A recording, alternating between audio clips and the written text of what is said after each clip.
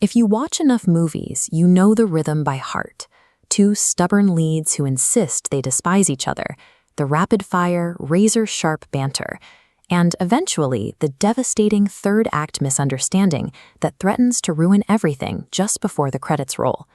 We tend to associate this specific relationship dynamic with modern Hollywood blockbusters and late 20th century classics.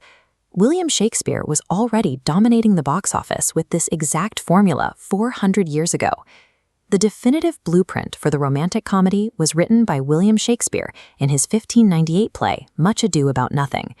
This play is the ur-text, the original foundational source material for the modern rom-com.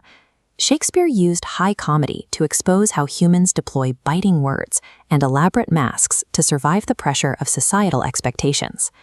The play centers on Beatrice and Benedick, the original template for every enemies to lovers pairing. They engage in a merry war. Beatrice tells Benedick she would rather hear a dog bark at a crow than hear a man swear he loves her. Benedick fires back that he hopes she stays in that frame of mind, so some poor guy can avoid getting his face scratched up. Underneath the 16th century slang, their psychological motivation is highly relatable.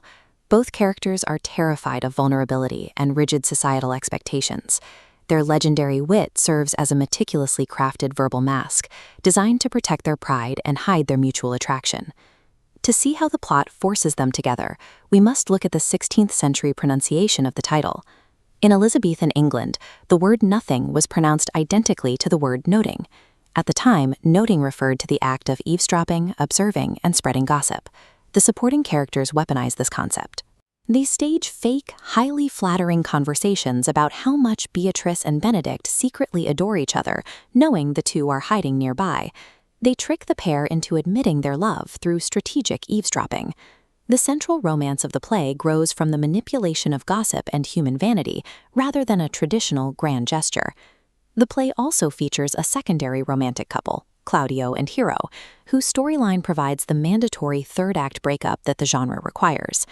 This subplot relies on a furred, much more vulgar meaning for the title. In Shakespearean slang, nothing was also a crude term for a woman's anatomy. The villain, Don John, uses malicious noting to frame Hero as unfaithful.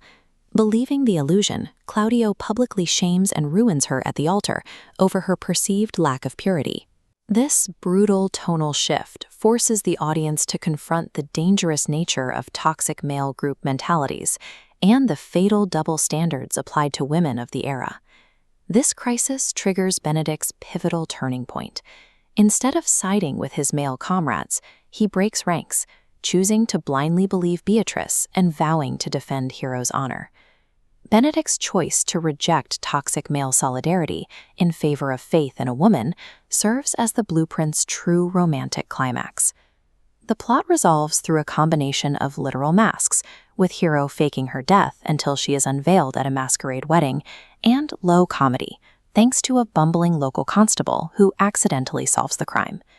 Yet, even after peace is restored, Beatrice and Benedick maintain their biting banter right up to the altar, publicly claiming they are only marrying each other out of pity.